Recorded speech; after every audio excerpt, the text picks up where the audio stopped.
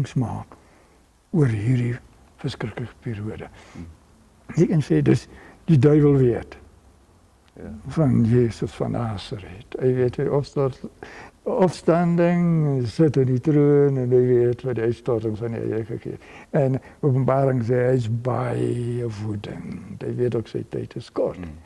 En dis is ons kan verduidelik die moeilikheid. Dis 'n eskalering van die bose. Dis sy karakter.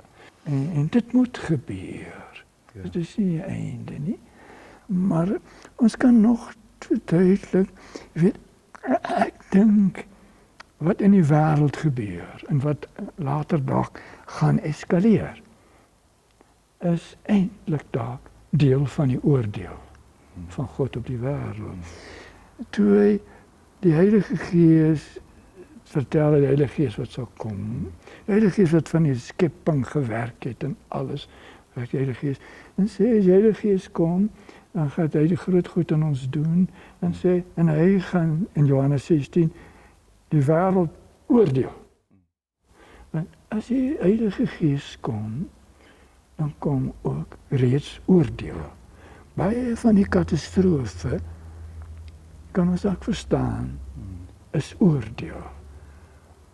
God gee mense self oor in hulle ongeregtigheid. Die duiwel werk in ongeregtigheid, maar hy oordeel, dan gee hulle self oor in Romeine 1 kry dit. Hy gee hulle self oor in hulle eie ongeregtigheid. Hy's besig om self te oordeel. In die gelykenis van Jesaja sê, as 'n mens nie wil hoor nie, dan praat hy met jou deur gelykenisse, so jy kan hoor en tog nie reg.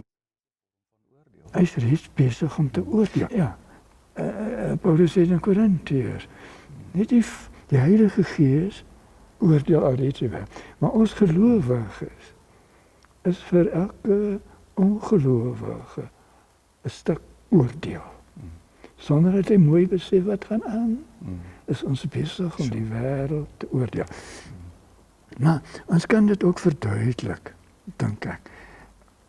Groot ellende wat op die aarde kom, is dat die roepstem van God.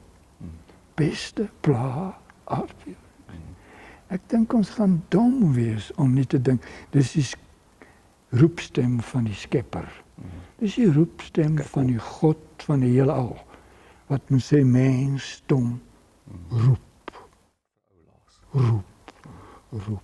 Jy weet, as Abraham, kan nie vertel Abraham, God sê trek na die land toe dat jy sal gee en dan gaan jou baie nasies maak en toe worstel vir die volgende dekade of meer, worstel Abraham wanneer gaan hy 'n seun hê en wen is hy by die slavin.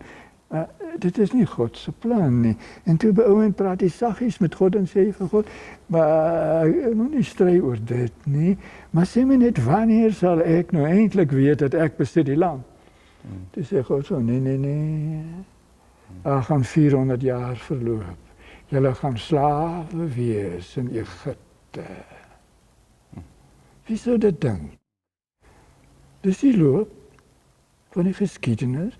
Slawe in Egipte. En dan gaan julle uitkom. Want hy sê, ek is die Amorite nie klaar nie. En God het nog meer as 400 jaar wat hy met hulle wil praat en roep vir hulle. Hy het nie net sommer bedag gekom en sê, ek val julle weg en ek sit my mense hier nie. Hulle het 'n stuk geskiedenis wat hulle het. 40 jaar in die woestyn met 'n wolkkolom en 'n vuurkolom en die hele wêreld, al die nuusmedia weet dit.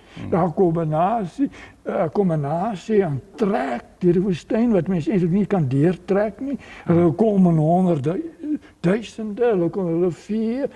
Elke dag 'n wolk, elke nag 'n vuurkolom. Hulle kom deur die Jordaan vlug vir hulle. Hulle kom, hulle loop om Jerigo.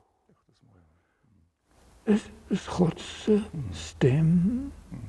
En al die gebeure wat in die wêreld gebeur, is die Skepper, is die God van die heelal se huil se roep oor sy mens. Maar op die ou end het een prostituut wat op die muur gebly, gered. Sy sê, 40 jaar terug, toe het ons almal geweet. God het hom getuienis, en net die vrou sê so, en sy kon al haar familie aan haar huisie vat op die muur. En God het hulle gered. Geskiedenis, nou, is 'n stuk wêreldgeskiedenis. Iewers moet die gelowige dit verstaan. Iewers so geloof moet sy gelowige sy sterkte en sy hoop daarin kry. En daarin volhard.